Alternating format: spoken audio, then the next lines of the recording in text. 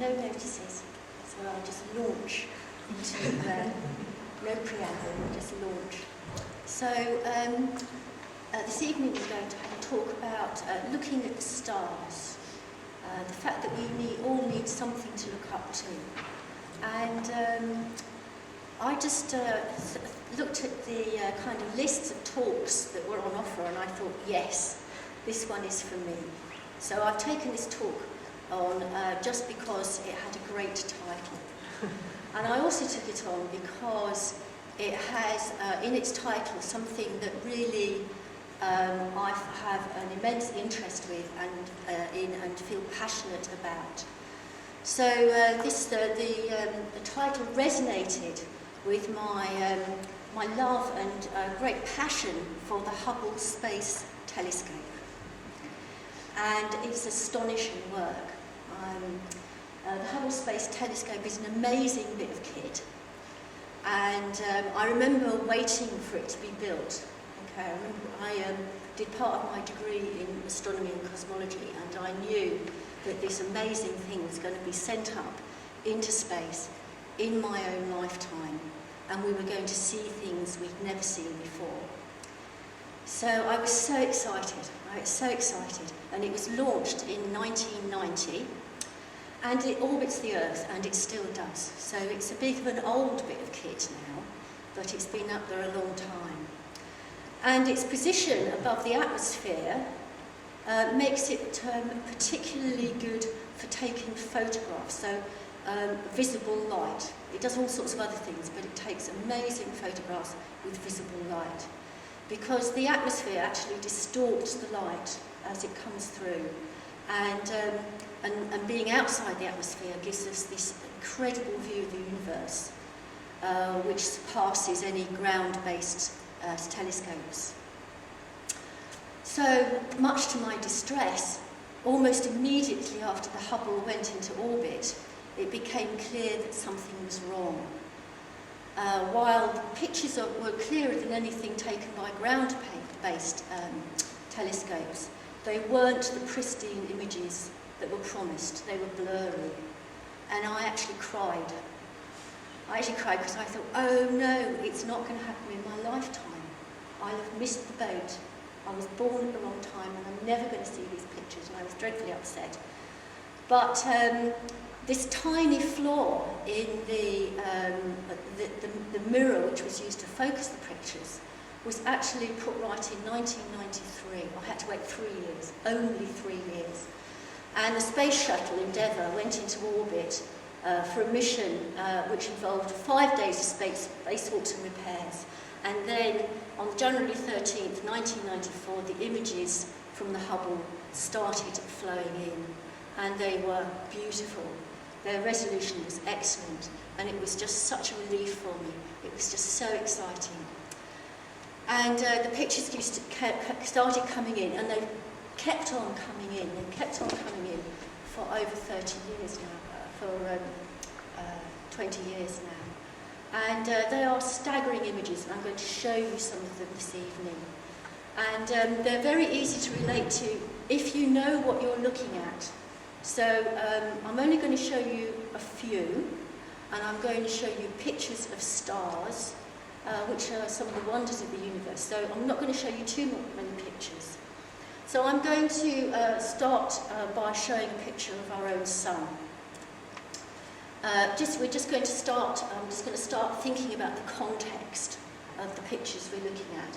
So this is a very nice picture of the sun. The two pictures of the sun that we're looking at were not taken by Hubble. We've got other bits of kit that do that instead. But I just want to tell you a bit about what stars are. I want to put you in perspective about what we're looking at. So this is a picture, rather nice picture of our own sun. Our own star. We call it the sun, but it's actually just another star in the heavens. And what it's doing there is it's a big ball of nuclear fission. So it's an amazing thing with incredible energy. And these kind of areas on it here are sunspots. So we've got another picture, which is a picture of a sunspot doing its thing. Okay, so it's just chucking out energy. It's chucking out energy into space. And so what the sun is doing is it's turning hydrogen into helium. And it will eventually burn out. All the fuel in it will be exhausted. It will expand in its attempt to keep its nuclear reaction going, and it will engulf the whole of the solar system, including us. But we won't be around to know it. It's such a long way in the future. We don't even have to worry about that. Okay. So, and these sunspots are absolutely amazing because the sun does something extraordinary. These sunspots are a product of disturbances in the magnetic field of the sun. Okay. And they go in 11-year cycles. So we've got our really heavy sunspot year next year, 2030.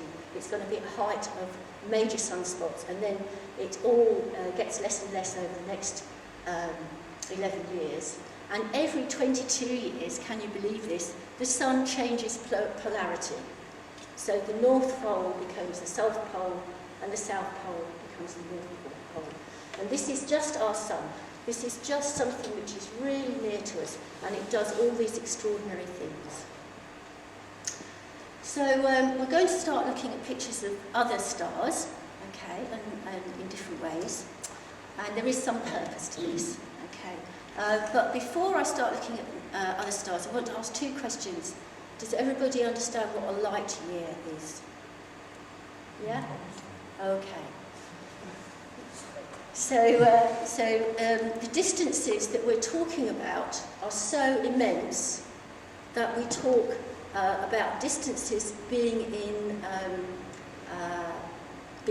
how long it takes for light to travel across space. So our sun is at 8.5 light minutes away. So when we look at the sun, we're always seeing it 8.5 minutes ago. Does that make sense? So a light year, light travels at 186,000 miles per second. Okay, that's quite a lot. The distance light can travel in a year is roughly 6 trillion miles. Okay, so that's 6 and then 12 zeros after it. So, and the other thing I wanted to tell you about was that relatively near objects in space, we can calculate the distance to them through parallax. So it's a question of trigonometry, really. So it's sums. But anything that's really, really distant in the galaxy, we know how far it is away because of something called the redshift. And that is the light from a star shifts towards the red end of the spectrum because it's moving away from us all the time. So if you know about the Doppler effect, which is, so you've got an ambulance coming towards you and it makes one sound, and when it goes away from you, it makes another sound. The sound on the ambulance isn't changing, it's just that the sound waves are buffeted towards you and then they're pulled away as you go apart, so the sound changes. So the red shift is like the ambulance going away from you, and it's not the sound that changes, it's the colour of the light. So I'm just saying that although these distances are huge, we are able to calculate them very accurately through these two methods. Okay. So because everything is so far away from us, even our sun is 8.5 minutes away from us in terms of the time it takes light to travel. When we look into the night sky, we look back in time. Okay, we don't ever see anything the way it is now. We see the night sky as seen in the past. So for something that's 2.5 light years away, 2,500 light years away, we see it as it was in the time of the Buddha. So it's in Buddha time. Okay, does that make sense? All right, so I'm going to show you another nice picture now. So this is one of my favourite galaxies. This is the Sombrero Galaxy. And this is 50,000 light years away. 50,000 light years across and 28 million light years away. So this is like so far away it's difficult to know about it. And the reason why I'm showing you this picture, apart from the fact that it's very beautiful, is that I could show you, if this was our galaxy looks like this, okay? The Milky Way is a galaxy, and our galaxy looks a bit like this. And the sun, our sun in this galaxy, would be sort of like here. We're out in the sort of suburbs of a galaxy. And if we have the next picture, and we're on one of the outside spiral arms. So we'd be kind of, this is what our galaxy looks like, okay. So we'd be kind of here, somewhere here. And when we look at the Milky Way, we're actually looking into the galaxy, into the density of stars. So galaxies, all you see there, every single tiny pinprick of light is a sun. It's a sun just like ours. There's nothing staggering, unusual. Ours is a very ordinary star. It's a main sequence star. There's nothing really exciting about it at all. It's just quite a small, boring star. And it's very important to us. So, and I want to show you that next picture. This is the Crab Nebula. Okay, so something very important has happened to a star in this picture. Okay, so this star exploded over a very short period of time. About 1,000 years ago, we saw it, and it was written down by both Chinese and Japanese astronomers. Noted the beginnings of this happening and chronicled it 1,000 years ago. And what happens here is we've had a really exceptionally huge star, okay, and when it started to run out of energy, what happened was that the whole star started to change its atomic structure, and its centre, the centre of it became very increasingly dense, and the whole thing fell in on itself under the gravity of the dense inner part of the star, and then threw itself out into the universe. So what we see here is a huge star that's collapsed into such a density, and it's then exploded right out into the universe. And this is really important to us. We would not be here if that hadn't happened, because every single element which is heavier than iron, which exists in the hemoglobin in our blood, can only be made in a supernova. There's no other way of making those elements known to man that happens. So, in fact, the iron that travels in the hemoglobin in our bloods was once a star that then exploded in a supernova. We couldn't be able to exist in the form we do now without that happening. And I'll just show you the next picture. These are so exciting. I hope you agree with me. So the next picture is around the edges of the Crab Nebula, there were all these kind of misty bits. Now this isn't the Crab Nebula, this is another one. This is another nebula. And these are the kind of misty bits around the edge. So what we have here is huge clouds of dust and space debris. And the illumination that you see in this picture that's illuminating these clouds of dust are new stars being born. So they're massively bright and hot. So we have here both the death of stars and we have the birth. And this happens over and over again within the galaxies. It happens over and over again within our galaxy.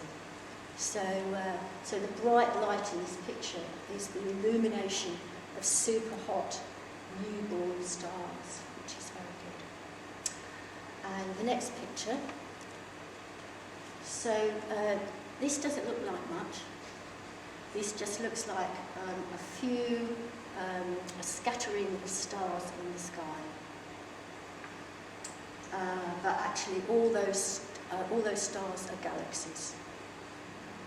In this picture took 11.3 days to photograph because the light from them was so faint.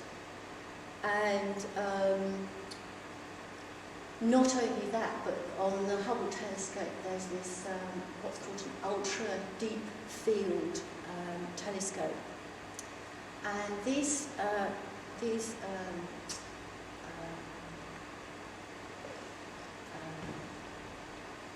galaxies in this picture are 13.1 billion light years away. They are 95% of the way back to the beginning of time. We're looking almost back at the birth of the universe in this picture. And there's 10,000 galaxies in this picture identifiable. And the size of the sky that was taken in this picture is a pinprick. They've looked into a part of the sky where they think there's nothing there, because anything that would be closer would just get in the way of this picture. So it's absolutely staggering. I mean, we just can't begin to tell you how big we're talking here. It's bigger than we can all think. It's absolutely staggering. And we have the last picture. Home. This is where we live, and it's very beautiful. So we'll just stick with that picture. So whenever I look at these kind of photographs, these pictures, I just get wildly excited. And they are fascinating, they're wondrous, they're amazing, they're extraordinary. We can have a context for seeing ourselves in both time and space. We can see what we're made of, you know, where we're coming from. We are totally part of the universe.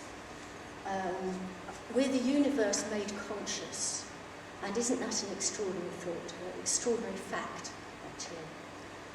So, you might, that's a good question. What has this got to do with the Dharma? And it's quite a personal story, and it's about my link with Dharma in two particular ways. Firstly, passionate engagement, and secondly, through my own sort of personal symbolism of my understanding of what it is for me to practice. And I'll come back to both of these things. So looking up to something is an emotional experience, and it's very important to remember this. It's a function of the heart as well as the head. Separating our heart and head and separating thinking and feeling is a very Western way of thinking about how we work as humans. Our society does not really tend to value emotional responses to things, and yet they're very deeply part of us. And in the Eastern world, ways of thinking, there is no separation between heart and head. In fact, there's this special word, chitta, which I've written up there. I've written all not English words in there, so you know what they look like. And chitta expresses this kind of thinking, feeling, heart and mind fusion. Okay, so that there's no separation between what we can think and how we feel. Okay, so my dad was a scientist by training, and I was brought up with this idea of empiricism. Okay. So that things could be tested and found true at some level. And I was brought up with the idea that my senses could provide information and my brain could work out how things are. Yeah? So when I came across Buddhism, I thought, first, great, no God. I don't have to believe in something that I can't see and feel. Okay, I can't test. No need to have faith in anything that can be proven. I can just act on rational ideas, because I do think that Buddhism is a rational practice on one level. Meditation, I could see that as being rational in terms of how it worked on my mind. I could see how ethics was rational because I could see a natural morality there. And I was a bit of a shock to me to find that faith takes a very prominent position in Buddhism. But I was very pleased to find out that it did not mean blind faith. It didn't mean unthinking and untestable faith.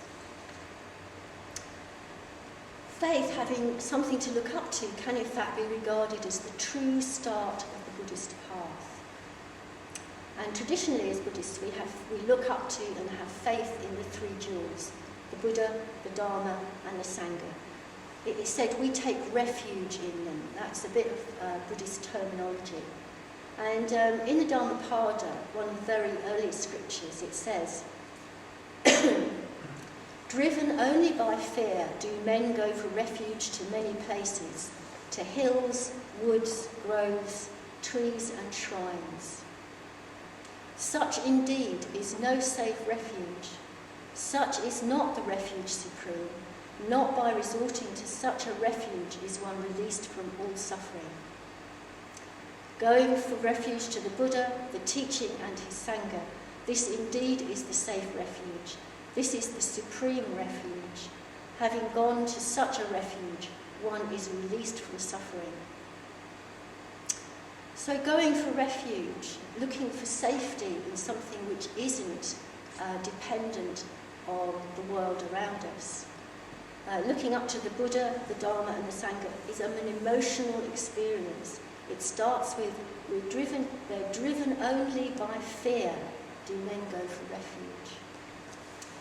And for most of us, we begin with fear of suffering. We have some experience of suffering at some level, and we don't want it. You know, it's very normal. And we experience suffering. Sometimes that's having what we don't want, or not having what we do want. We get to the stage where we think, actually, there's got to be a bit more than this. A better way of living, a more satisfying way of life. Something like this, and we start to have a look round. And this is the first stage of spiritual life, the quest for another way. Being able to see that our life as we ordinarily experience it as just not good enough is actually a huge advantage. Sangharatchita, the founder of Triratna, says we should respect and take notice of our dissatisfaction. It will lead us to searching and discovery.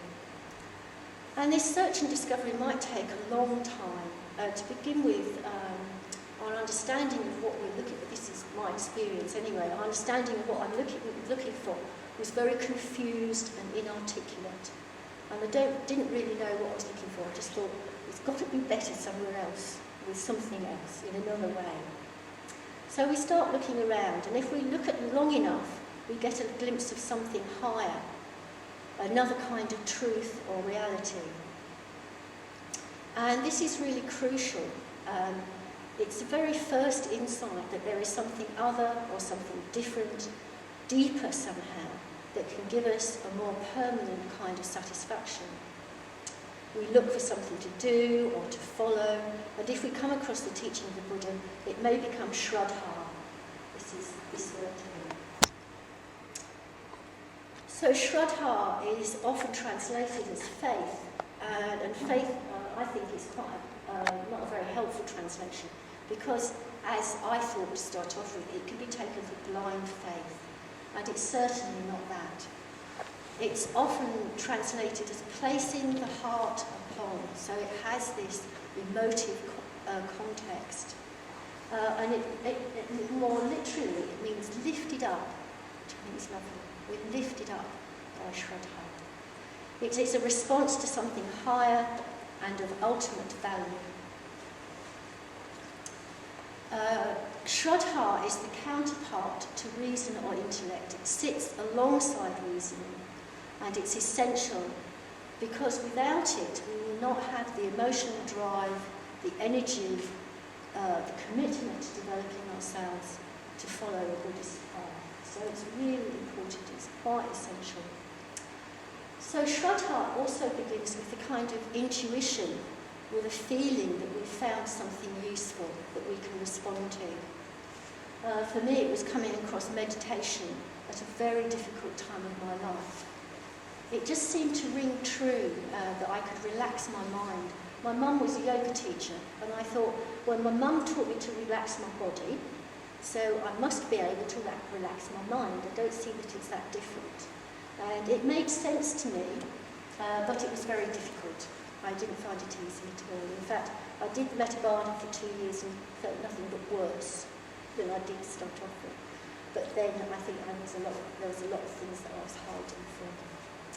But I stuck with it, and it was important somehow. And I stuck with it because I had this intuition that in the really long run, it was going to be what I needed. So Shraddha, to truly affect our life, has to go deeper and have a more thoughtful contact with the Dharma. And it can also be based on rational inquiry. So there's another really good word here, and it's this one, and it's ahipasiko. And it means come and see. Come and see. You can't really know until you've tried. You have to investigate for yourself and then make up your mind based on the evidence, whether the path you're following works for you. So Buddhist practice is not just a good idea. We need to get down and do it and then see what happens, what changes in us, evaluate our experience. Initially we take things on trust, but eventually we have to put the teaching to the test of our own experience. The Buddha encouraged this rational inquiry. Test my teachings as you would gold in a fire. And we can do this by reading, study, discussion, reflection on our own personal experience. We don't even have to know a lot of Dharma to do this. The Four Noble Truths and the Eightfold Path would be enough. From evaluating our experience, we learn to trust in what we've learned. We begin to see more clearly that the Buddha was an enlightened being, that his Dharma and his teachings work and can work for us and others. We realise that the Arya Sangha, the Noble Sangha, was made of enlightened beings throughout the ages, practising these very teachings of the Buddha that we practice. Shraddha grows with our experience, and the response gives rise to devotion and reverence. Without devotion, you're closing the door on any emotional engagement with the spiritual ideal. Without engaging our emotions, we'll only bring part of ourselves to our practice, and there will always be something left out, and our progress will be limited. So I remember going to my first puja. So I used to live quite near Toraloka, and I didn't have a nice centre like this. So occasionally Toraloka, which is a women's retreat centre, used to invite women who lived reasonably locally to come and spend a day with them. So I had a nice morning, I meditated all morning, and I had a nice lunch with the women who lived there. And then they said, this afternoon we will be doing puja. And I said, what's that? And they said, devotional ritual. And I said, I think I'll go home. Because I thought, oh no, this is not rational. You know, this won't be for me, I can tell. And they said, oh, that would be a shame, because my children were quite little and it was quite difficult for me to leave home for a whole day. So they said, well, you know, someone's looking after your children, you might as well stay. Just sit at the back and watch. You don't have to do anything.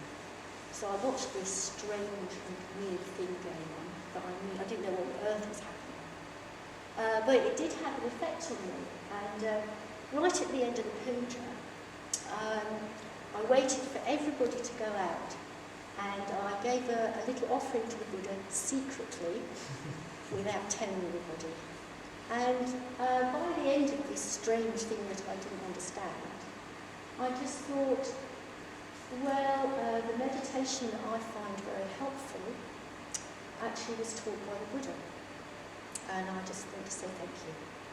So it was just a kind of very small gesture, but it was really heartfelt. You know, I just thought, there isn't anyone really I can thank. So I'll thank the Buddha, because that's where my teachings come from. That's where the learning that I've done He's the founder.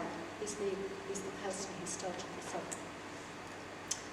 So I felt that it was all strange, but I needed to say thank you. I needed to say thank you. That was an emotional desire on my behalf to show respect for what I've learned. Sangha says that it's absolutely imperative that we find an emotional equivalent to our intellectual understanding. And without our hearts being engaged as well as our minds, there will be no longing for a better spiritual life. There will be no real engagement, no real energy for practice, and no commitment. So looking up to something is absolutely essential. There's a story in the Pali Canon about the Buddha, and the Buddha's just got enlightened, and he knows that he's just become enlightened, and yet he feels the need to look up to something. He feels the need to revere something. And in the sutta it says, the Buddha thinks, one suffers if dwelling without reverence or deference. Now on what Brahmin or contemplative can I dwell in dependence, honouring and respecting him? And he looks around and he knows that there's no one who is more developed than he is. There is no one who's more enlightened, not in the world of gods or men, royalty or common folk, it says. And in the end, the Buddha asks, what if I were to dwell in dependence on this very Dharma, to which I have fully awakened, honouring and respecting it? And he's answered by a character called Brahma Sahapati. And now he's a character in the Pali Canon who turns up from time to time, and I always think him as sort of a spiritual fairy godmother or something like that. And he doesn't grant wishes, but he confirms the Buddha's understanding. He confirms the Buddha's understanding. So Brahma Sahapati says, so it is, Blessed One, so it is, well gone, one while gone. Those who were arahants, rightly self-awakened ones in the past, they too dwelled in dependence on the very Dharma itself, honouring and respecting it. Those who will be arahants, rightly self-awakened ones in the future, they too will dwell in dependence on the Dharma itself, honouring and respecting it. And let the Blessed One, who is at present the arahant, the rightly self-awakened one, dwell in dependence on the very Dharma itself, honouring and respecting it. So the need to reverence, the need to honour and respect is universal and necessary. We all need something to look up to. And in the sutta, the Dharma is not just, we're not talking here about the Buddha's teaching as being called the Dharma, because he's yet to teach. Okay, the Dharma in this sutta is more than a principle. So how could you revere a principle? The Dharma transcends our rational thinking. It's mysterious, unfathomable, and with our rational mind, we need to find ways to connect with this. And we all look up in our own ways. We need to cultivate our own connections, our own resonances, meaningful ways of connecting with our emotions and deeper energies. So now I'll come back to passionate engagement and symbolic importance.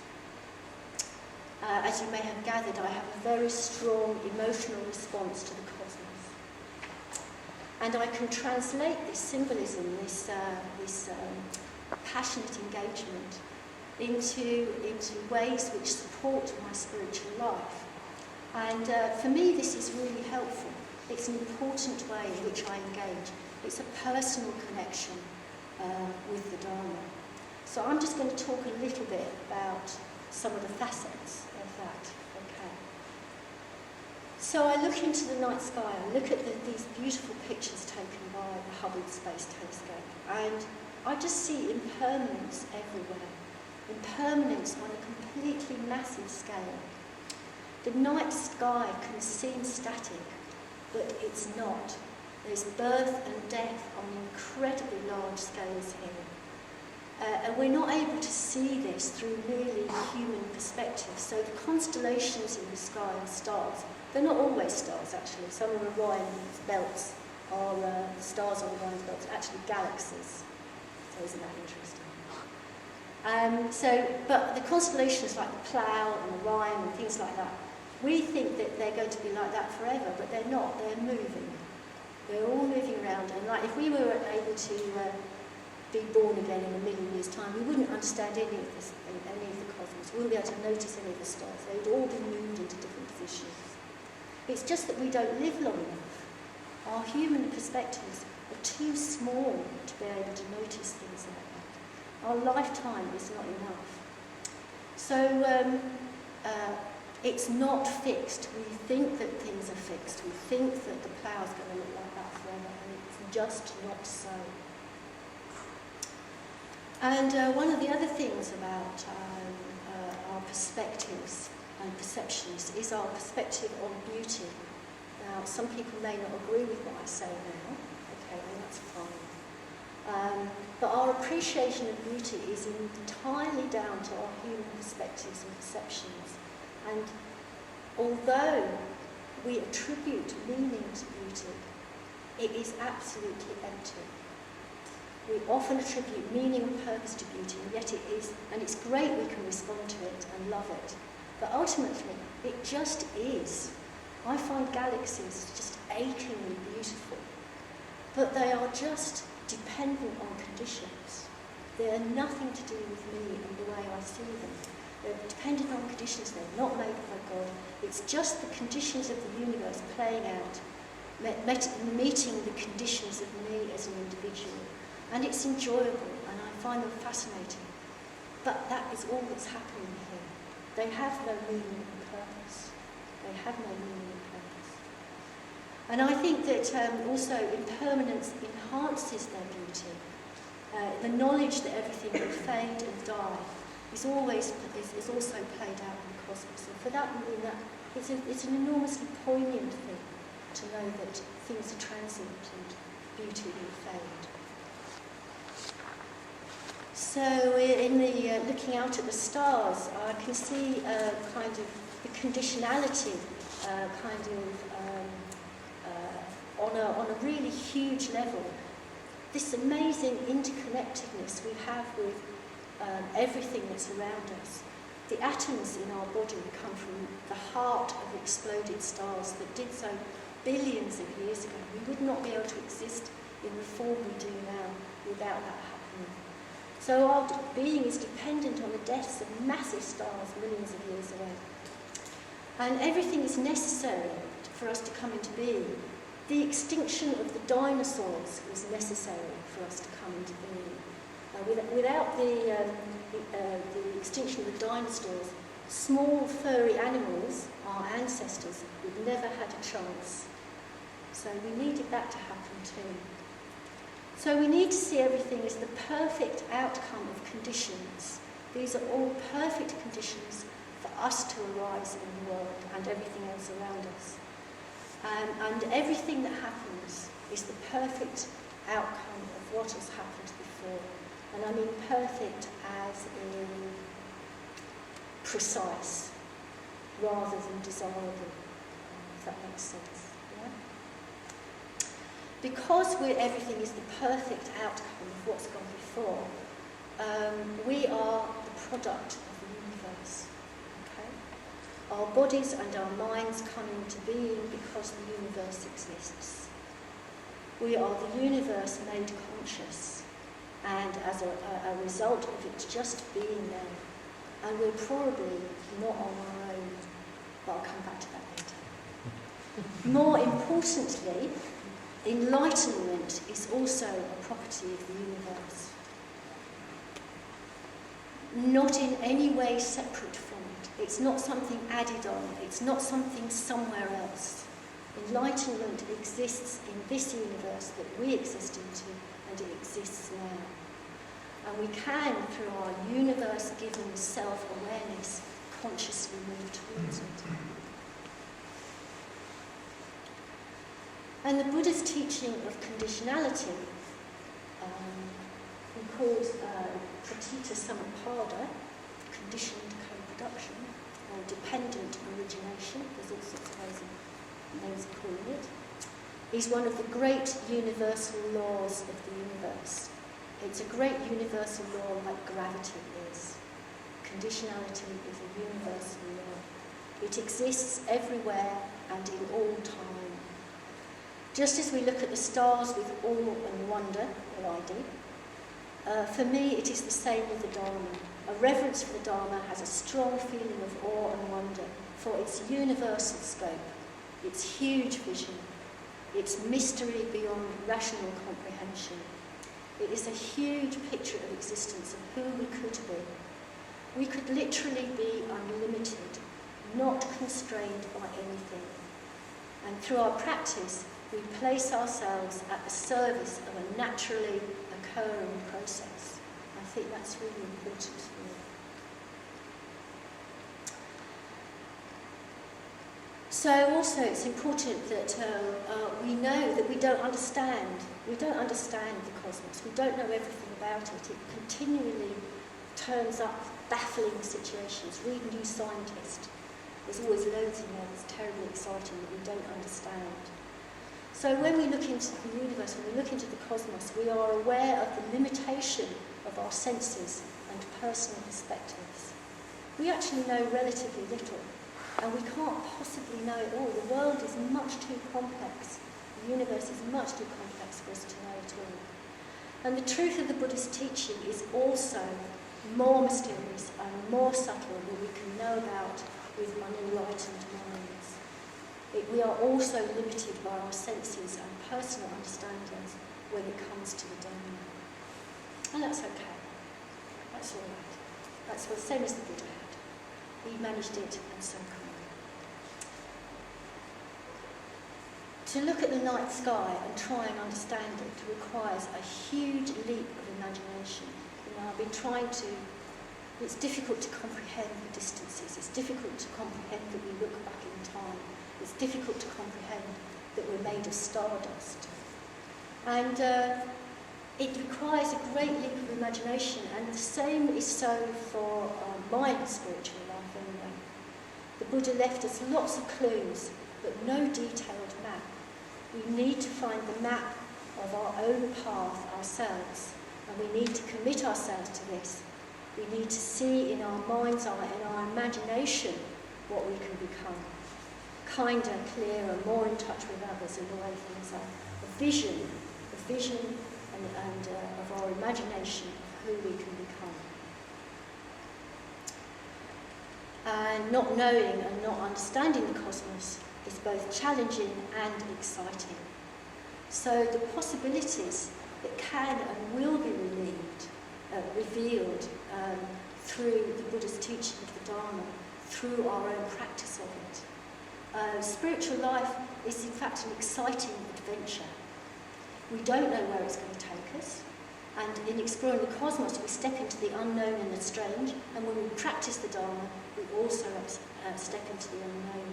It will challenge all our assumptions and perceptions. Our minds will need to become more open and more receptive, and we need to leave behind the certainties of our limited lives. Isn't that exciting?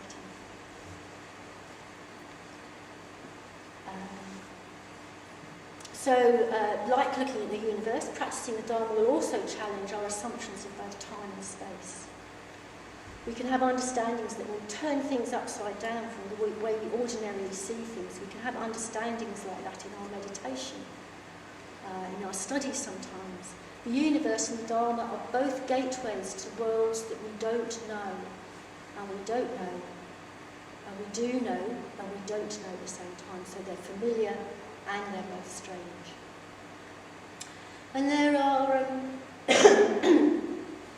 traditional symbols of the universe in Buddhism, symbols of the universe and our relationship with it. I just want to talk about two.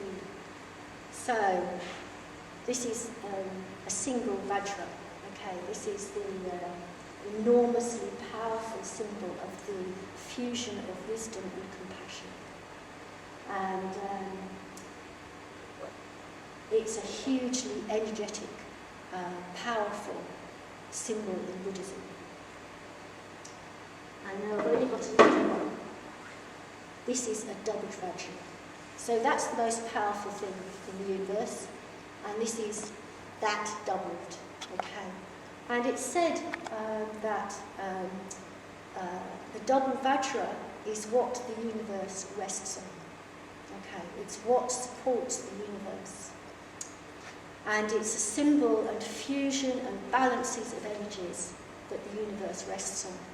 And I can believe this. This touches me, this idea that this is what the universe rests on. It's enormous, enormous power held in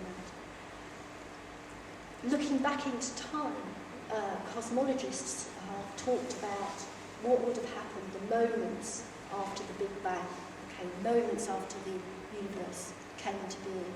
And they've measured, well, they can't measure how expansion, but they can measure going backwards, the contraction of the universe based on redshift and movement of galaxies and all that sort of business. They're very clever. They do a lot of science.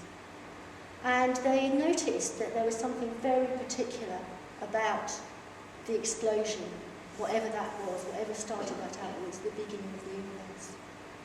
And it went just a little bit faster, and everything would have just zoomed out into space, and there would be no universe.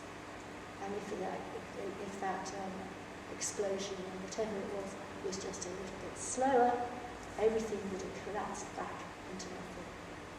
So the event which started the universe was actually a balanced mechanism of the most powerful forces that we can imagine.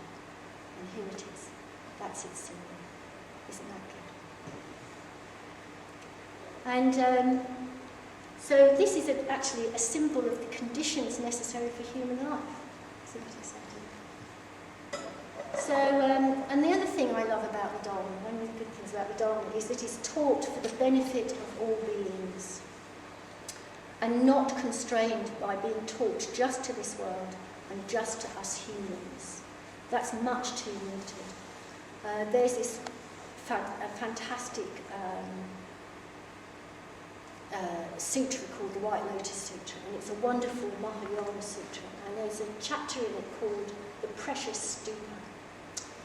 And so in all these sutras, there's a massive assembly, and it's the Buddha, Buddha Shakyamuni, and all his followers ever, all gathered together in huge assembly. And this huge stupa, this kind of monument, rises up from underneath the ground and floats above the world, and the whole place is shaking. You can imagine a sort of science fiction movie. The stupa vibrates its way out of the earth and just floats in the air above the world. And it's extraordinary. It's enormous. It's the size of a city. It's covered with jewels. It smells beautiful. It's banners. It's got flags. It's a great description if you want to read that sort of thing. You read it aloud. It's no good reading it to yourself. You won't get the right impression.